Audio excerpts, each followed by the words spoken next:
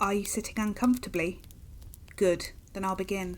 Welcome, dear listener, to our Halloween episode of Against the Law. It's a cold, dark night tonight. It's a good thing we've got this fire going, isn't it? It helps to distract you from the shadowy figures in the corner of your eye. Hey, are you lost? Are you feeling scared? Come and take a seat next to me. I'll introduce you to the others. Hey, everyone! We've got someone joining us today. They're my favourite podcast listener.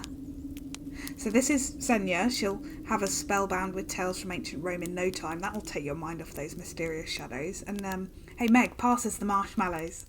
This is Meg. She's going to tell stories from ancient Greece. Don't worry, she won't bite. Unless you're a marshmallow.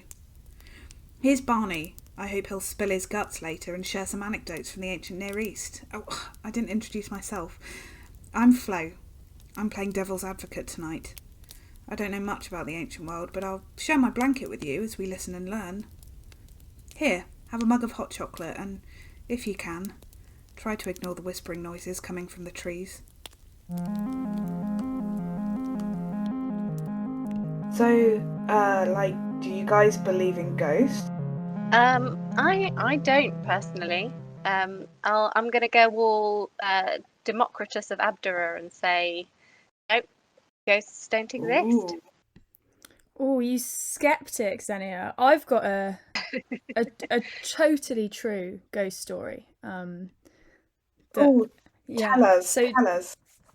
Settle down, everybody. I heard this from my pal Arignotus, and it's a totally true story. He lived through it, 2nd century AD in Corinth.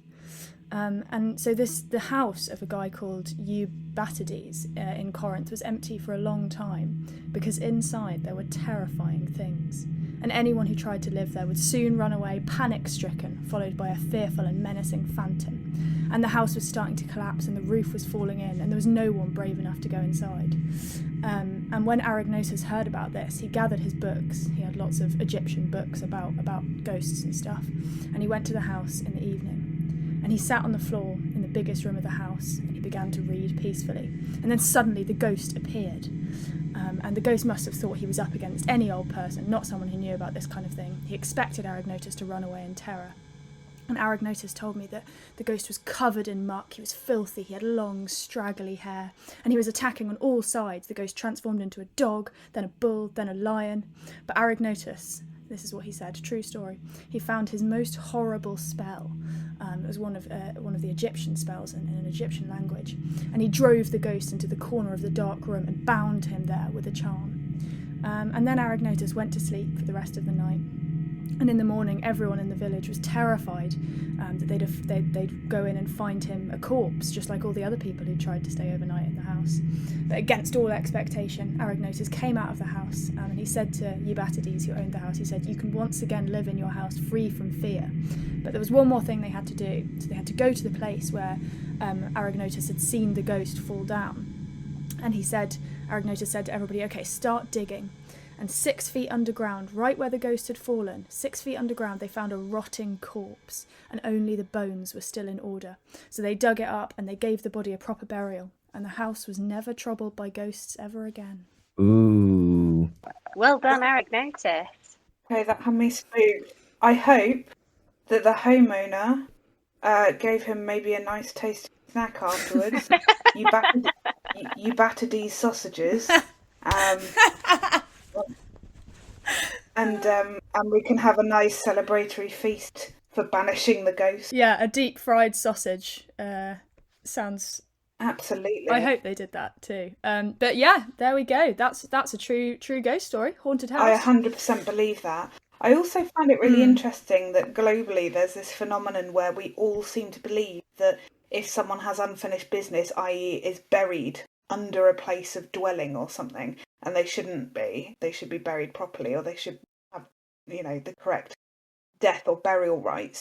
They're just going to hang around until someone notices and then goes, "Oh, sorry about that, I shall bury you properly." Because that's worldwide, isn't it? Absolutely. And the Romans were actually especially afraid of dying at sea because that meant it was much more difficult to find the body and bury it properly. So yeah, there's a lot of very sad little tombstones to sailors who died at sea, just praying that their bodies will find rest, or that they will somehow be buried naturally, or that someone will find them and bury them, because otherwise they're doomed to wander. I think, yeah, that's that crops up in Mesopotamia as well, not necessarily dying at sea, but in a sort of an inaccessible place, to die out on the steppe, outside of the conurbations. Yeah, you don't want to be left on the steppe where there's scavengers and stuff like that, and your spirit would be roaming the steppe forever.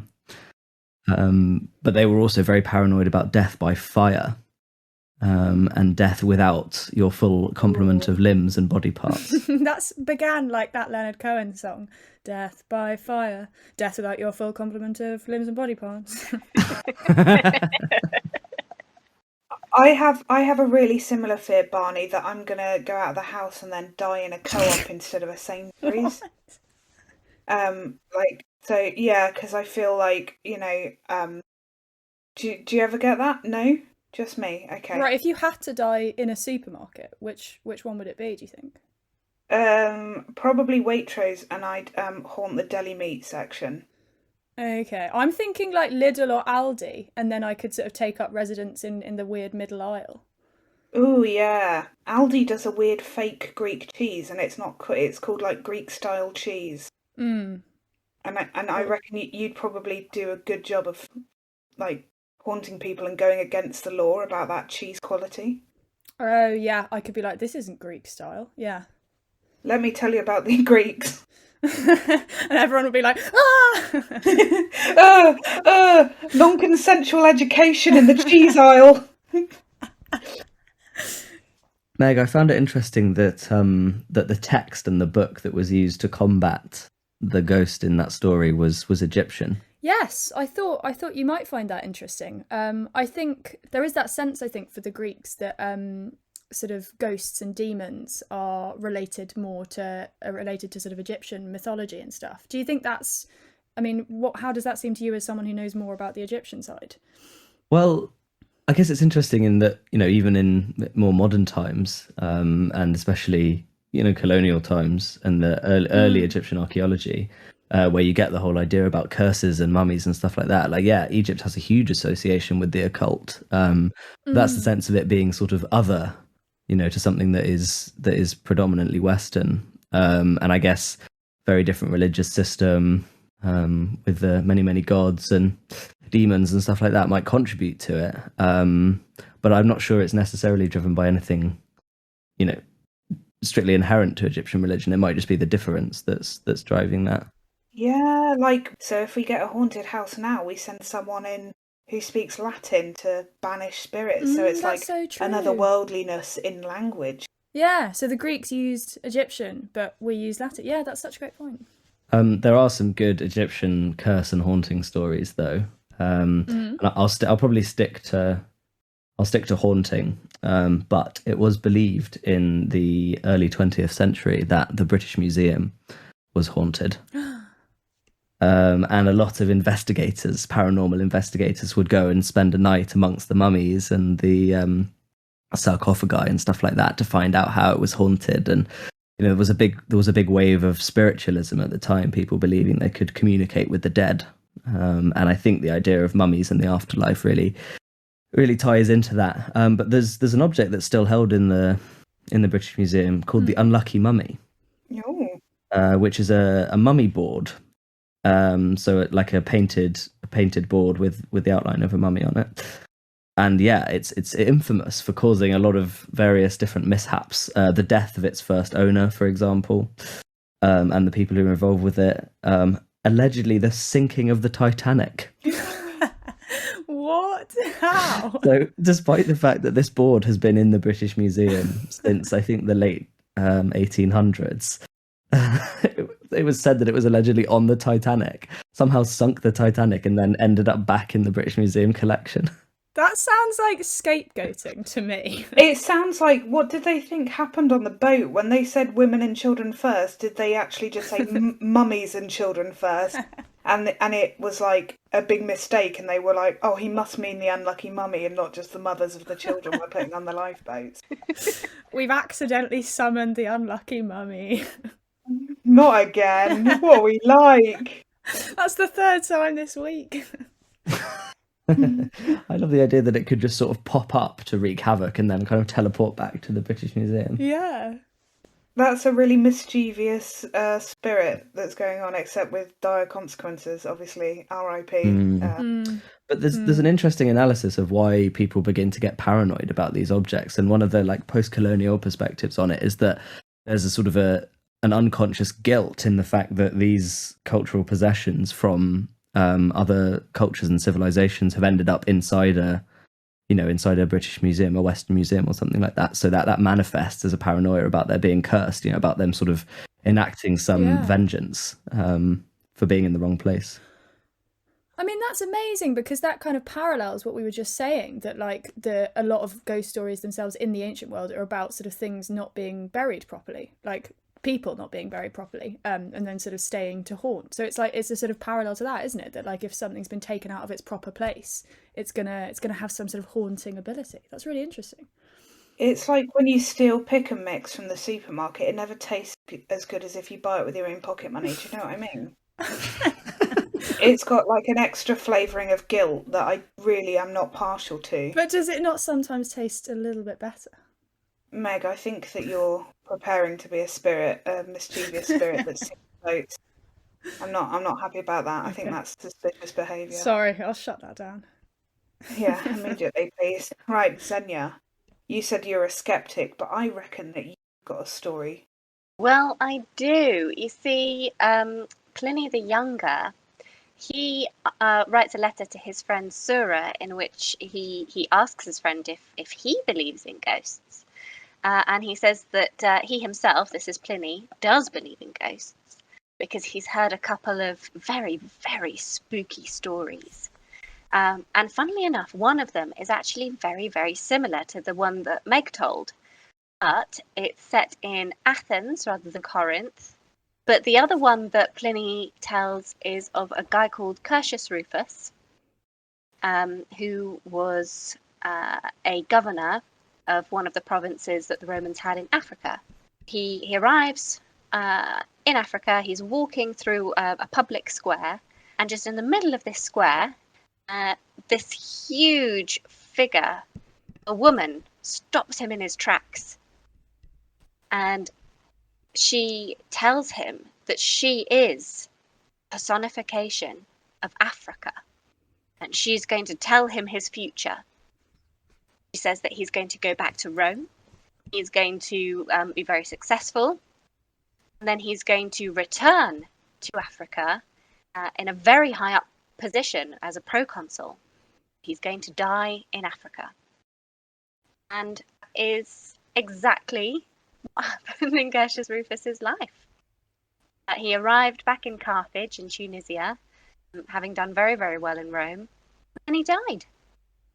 See, I think that method of telling the future is way better than the oracles, where you just kind of blabber incoherently. Yeah, well, this is actually a big theme among various different Roman stories of typically women turning up and telling people what's going to happen to them. I didn't come across any longer stories like Meg's and Zenia's of sort of sustained hauntings, but there is quite a lot of death and the underworld and the undead in ancient Near Eastern literature. And there's some really terrifying images, actually. So I was just going to share some of the scariest lines I think I've come across in Akkadian literature. And one that's always stuck with me, and this was one of my set texts when I was at uni, is from a story called Ishtar's Descent into the Underworld, in which the erotic goddess of war, Ishtar, goes down to the underworld to attempt to bring back her lover, Dumuzi, who we've mentioned a few times. He's a shepherd and a fertility god.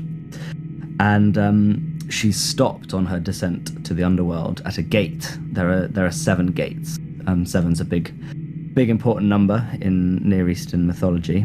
And the gatekeeper says, "You can't come through." And she becomes irate and threatens him, and says, as her threat, as one of her many threats, that "I shall raise the dead, they will devour the living. I shall make the dead outnumber the living." It is really zombie. And yeah, it's just terrifying that she's not even an underworld deity, and yet has the power to bring the dead back, who will then not only be roaming around but will also be eating people. That's so creepy. I've heard an interesting theory about what horror stories people respond best to, and it's related to what's happening in the world at that time. So, for example, the pandemic will generate a load of illness or like disease-born, like zombie films. So how do we explain Twilight then? We're all horny for vampires, I guess. I had the fortune, not the misfortune, of watching Twilight for the first time as an adult with my husband. We played a nice, yeah. You didn't watch it at the no, time? I didn't. I've also not seen Twilight, but I was really, really into Being Human, the BBC 3 series. Oh God, yeah, that was good actually. So good.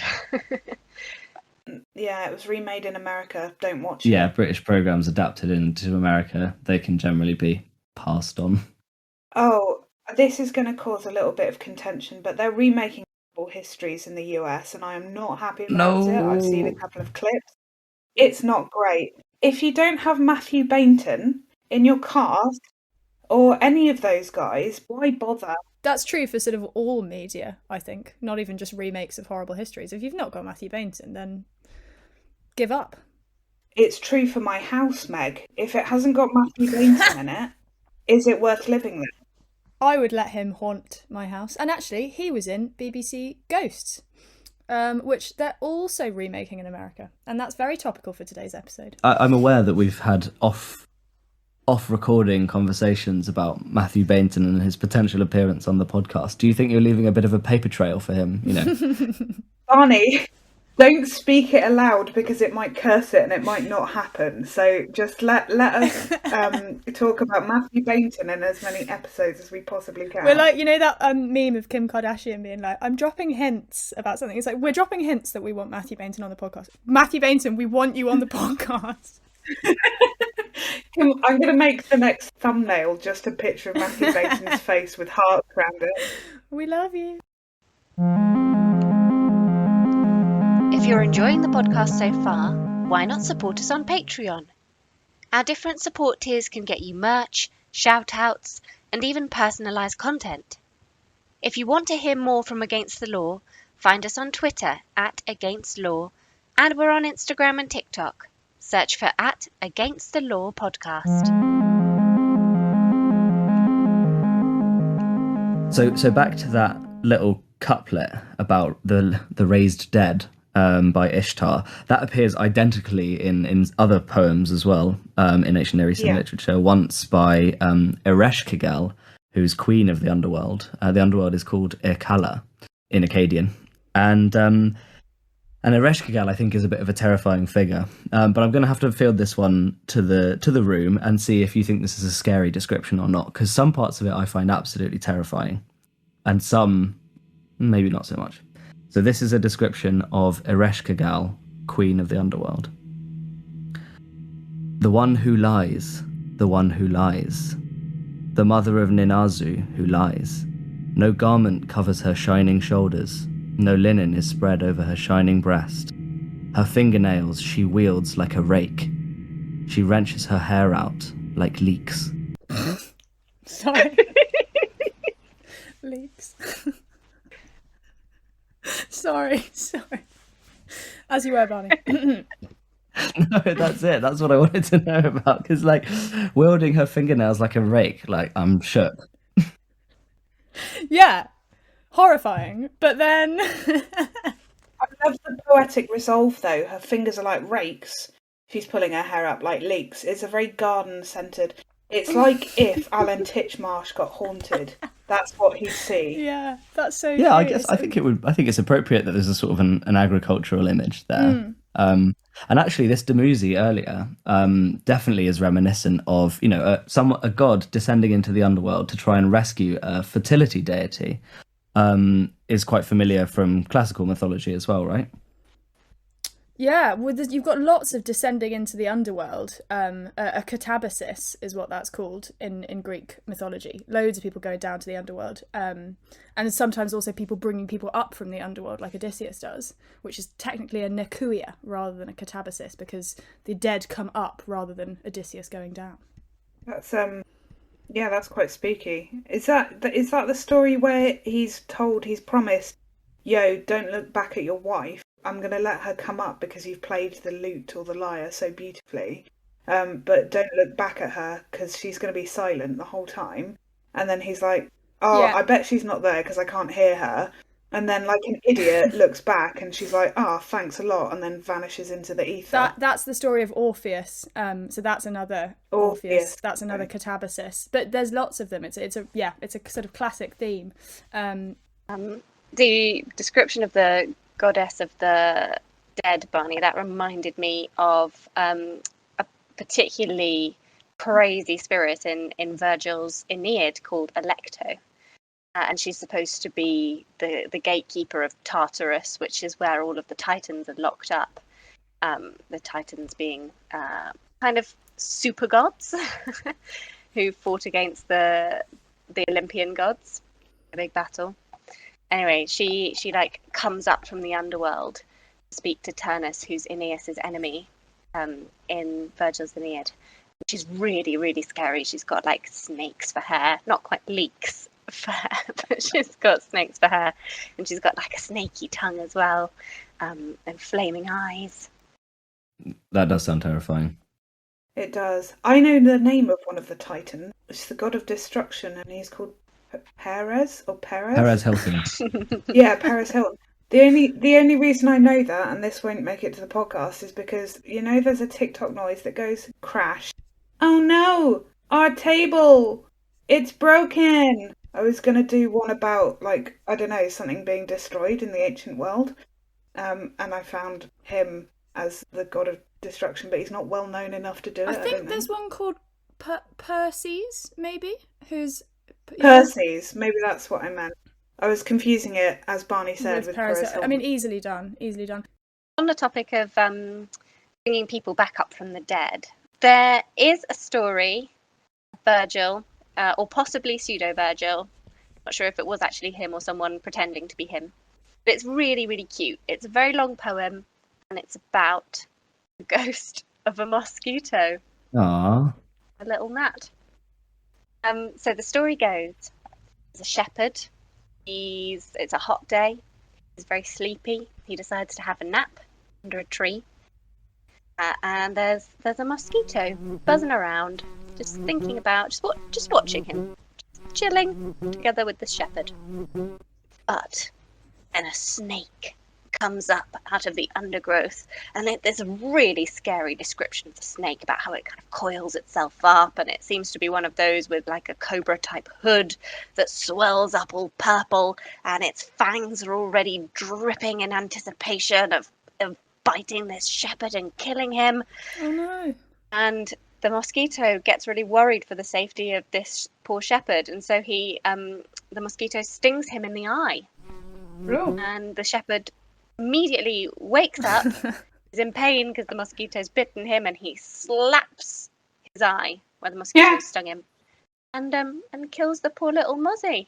He was only trying to save his life and get his attention. The mosquito falls poetically to the ground. And meanwhile the shepherd notices the snake that's just about to strike him, and so he like scrambles back, gets a big stick, and beats the snake to death. And then, the following night, the ghost of the mosquito, comes back to the shepherd in his dream and says, "How dare you just kill me when I was only trying to save your life, and you've not even thanked me with an altar or anything. And here I am." And it goes on for absolutely ages, listing all of the people who he's with in the underworld. All of these like famous characters from mythology. And then he says, "Well, could you please do me an altar and make sure that I'm buried with the appropriate rites?" So the shepherd it has to be said, he goes kind of OTT on this one, and he builds him an altar, and he puts flowers around it and everything. Yeah, and then the mosquito doesn't bother him again because he's safely at rest. Oh, Wow. That has to be the only sympathetic mosquito in the history of world literature. yeah. I must be haunted by so many flies. And I don't know. Oh my goodness, do you reckon that's what tinnitus is? If you've killed enough flies, they haunt you in your ears. That's horrifying. That's a proper ancient history-esque explanation for tinnitus. Oh yeah, so basically if you killed a fly in your life, it's haunting your ear canal. I've got some other animal haunting facts or stories, if you'd like. Gimme.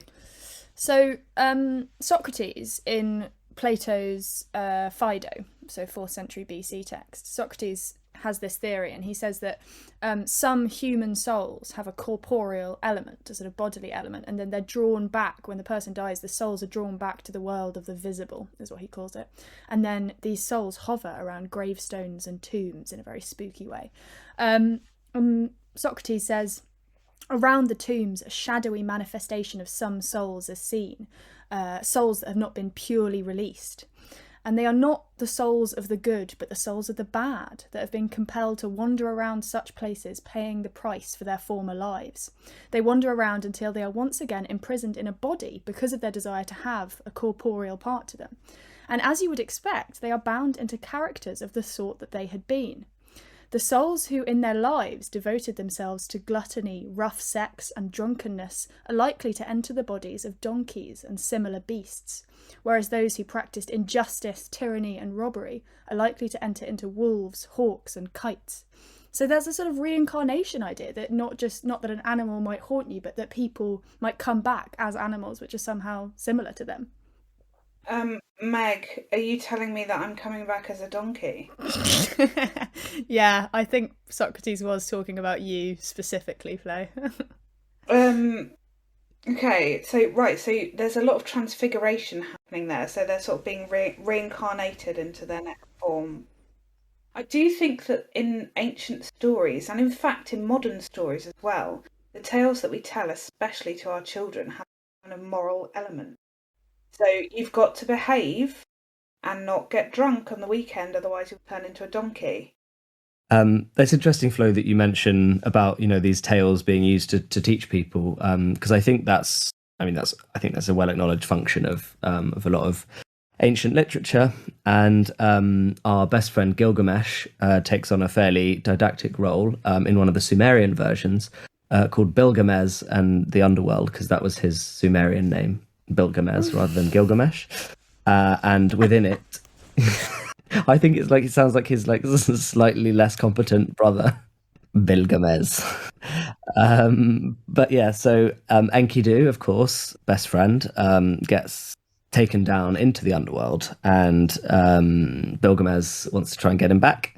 And eventually his shade is sent back up to the surface, and I'll call him Gilgamesh to carry on with Gilgamesh. Gilgamesh asks him a frenzy of questions about the underworld, essentially of the type, what happens to the person who died, without their head? And invariably Enkidu says, it doesn't look great for them. They're forced to, XYZ, roam forever as a ghost. They eat, horrible food, all these sorts of threats. But the point of all of these questions is essentially to to set the norms and the rules for how you should bury and treat your dead. So, what happens if a father dies without his sons, and what happens if someone doesn't receive any food offerings at their altar, and all of these things. So it's essentially teaching through Enkidu's answers, because he has the authority of being down in the underworld. Romans had various different festivals to ensure that that things like that didn't happen. Actually, that everyone would get their food at their altars or taken care of, so that they would be okay in the underworld. They had this similar concept of what to do correctly to bury someone, and wandering souls afterwards. And when I was reading up about it, it really, really sounds like Day of the Dead celebrations. in like Latin America. Everyone's just going out. They all go to their family tombs, and they, no matter who it was, no matter how far back it was, they will pour libations. They'll pour like wine on the ground. They'll offer food. They'll offer flowers, and they'll refresh these rituals every year so that the dead don't come back and start wandering around. The way Romans actually imagined ghosts coming back was as sort of very dark, or like black figures, as opposed to how we think of ghosts now, and it's like white and floaty, like overly pale. In the ancient world, they thought of them as very, very dark. And in fact, the Emperor Domitian, who isn't normally counted among one of the like bad emperors like Nero or Caligula or whatever, but I think personally that he was incredibly creepy and deserves a space among the roster of bad emperors. Anyway, he used to invite various senators over to dinner at the imperial palace, and he would paint a whole load of slave boys in black paint. All of the senators who came were terrified. They thought he was going to kill them. So they would just about get through the dinner. They'd be shaking, they'd barely eat anything.